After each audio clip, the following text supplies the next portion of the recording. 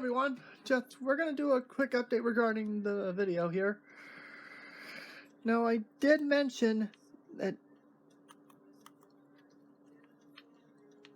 regarding Trackhouse Racing here, as I stated in the last NASCAR video I did, Janosaurus will be driving. It'll be well, I didn't say it's a Chevrolet based team, and will be affiliated by Richard Childress Racing, which makes things which is going to be interesting. So in other words, Trackhouse Racing will fill the void left behind by Germain Racing. As you guys know, haven't heard, or living under a fucking rock, they're being filled. That Germain Racing's hauler has been bought by Danny Hamlin and Michael Jordan to form a team with Bubba Wallace as the driver, which is actually good news. And by the way, oh man, that was so disappointing. He came that close to winning, and then he ended up wrecking. So yep, Suarez will be technically aligned with RCR, and it's funny to mention RCR for a second, because RCR entered an agreement with Hendrick Motorsports, because they're going to work on the Chevrolet engines to try and get more power and to get ready for the next gen car. And this is no, this is not going to be an affiliation, because I don't know how am I going to say the words. Austin Dillon is a Hendrick affiliated driver. Would make me kind of sick to my stomach, even though I actually like Austin Dillon.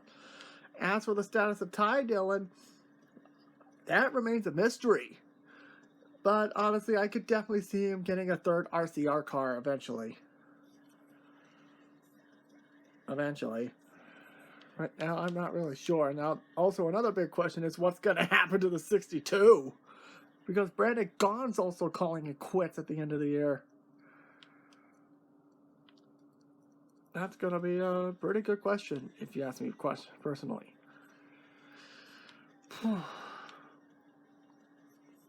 And of course, we know that Cliff Bowyer is going to the booth, meaning Chase Briscoe will be possibly taking his ride. Now the big question is, who's going to take the 98? That remains to be seen. Now there was a video I forgot to mention in the NASCAR schedule video. We have also lost. I already went through the entire schedule. I'm going to talk about the Bristol Dirt Race one more time. And I didn't mention this briefly, but the Bristol Spring Race has been going downhill in popularity, and Fox is starting to realize this. According to the Bristol newspaper, which name slips my mind for a minute, it was Fox who reached out to NASCAR and proposed this idea. Win or lose, I still feel it's going to still be called the Food City 500.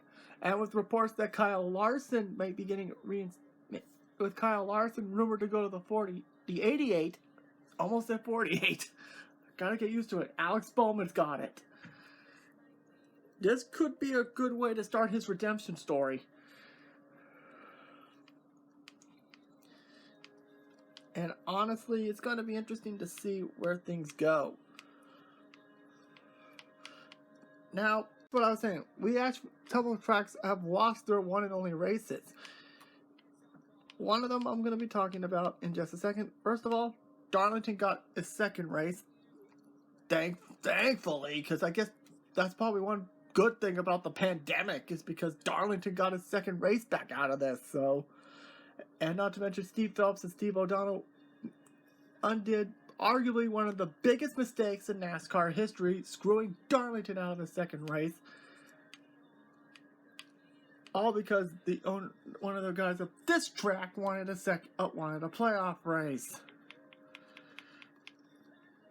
Another track that lost its race is Kentucky, and this one I was not prepared for, because I thought Kentucky had a pretty decent crowd, all things considered. And not to mention, I thought that surprise victory of Cole Custer would have kept it on the schedule for another year. But it is what it is. I do expect it back in 2022, but back in with the Xfinity / Truck Series schedule, I don't see the Cup Series coming back until after they get the case of the next gen car, which is really unfortunate. And one of the other tracks that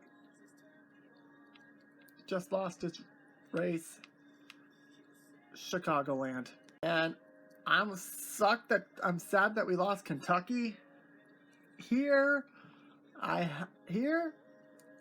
actually kind of okay with them losing this one. I mean, there's been speculation that Chicagoland's going to get a street circuit, which I'm really curious to see how they pull this one off. But to be honest with you guys, compared this to all the other tracks on the NASCAR circuit, Chicagoland Speedway is a literal shithole. No offense to anyone who calls this just a home track, but honestly, what else is there left? What else is to do before the race? Besides going to the haulers and everything. I mean, sure, you can get the hot passes, but come on. What else is there? I mean, Indianapolis has the museum. Daytona has the museums as well. Same with Indianapolis, as I meant to say earlier. Kansas has the casino. Vegas has the Neon Garage.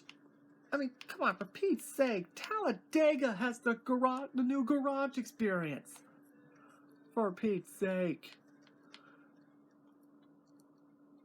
Same with Charlotte. Charlotte has the Hall of Fame not that far away.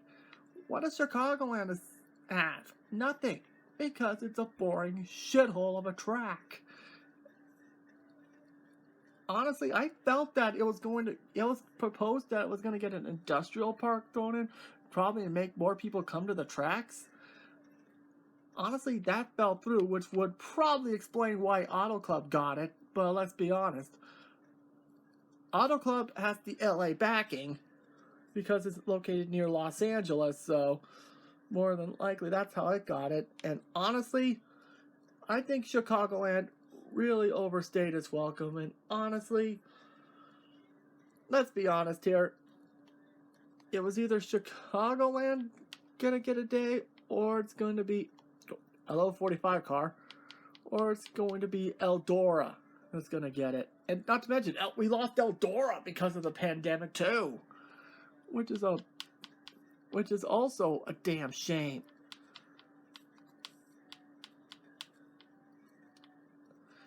But it is what it is. All we know is Chicagoland, good riddance.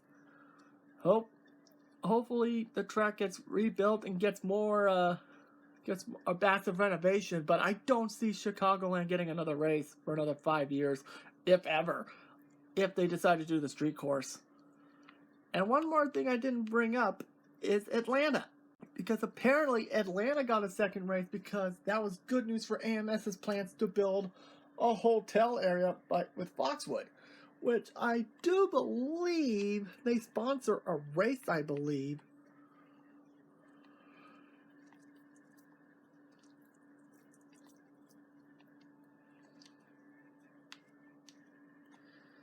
There we go. I believe that's what I believe. Hang on, let me take a quick look. No.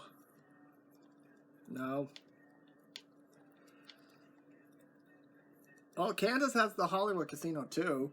Yeah, that's no excuse for that. Yeah, Vegas has the Neon Garage. I mentioned that. Oh, there's Michigan. Oh, there we go. New Hampshire has it. It was Yeah, they're sponsoring this casino. And, okay. How come... Okay, I guess it's a sponsorship thing. I guess New Hampshire had to get the Foxwood thing and not Atlanta, because I think they have the Folds of Honor 500. And not to mention, what makes this interesting, if you look at the concept art, there's a theme park in there, which will probably give Six Flags Over Georgia a run for its money. And honestly, I can't hopefully that puts that park out of its misery, because it's probably, I heard people say that's easily the worst Six Flags park in the chain. Well, next to La Ronde, but out of the American parks, I can see why Six Flags Over Georgia has been labeled the worst one. So yeah, there you guys go. Hopefully we hear something regarding what's gonna happen in the near future. And oh, one more thing. Noah Gragson's going nowhere in 2021. He signed a 1-year extension with Junior Motorsports, which is actually good news. Which makes things kind of interesting, because honestly, I have 3 people in the truck series that deserve a truck ride: Brett Moffitt,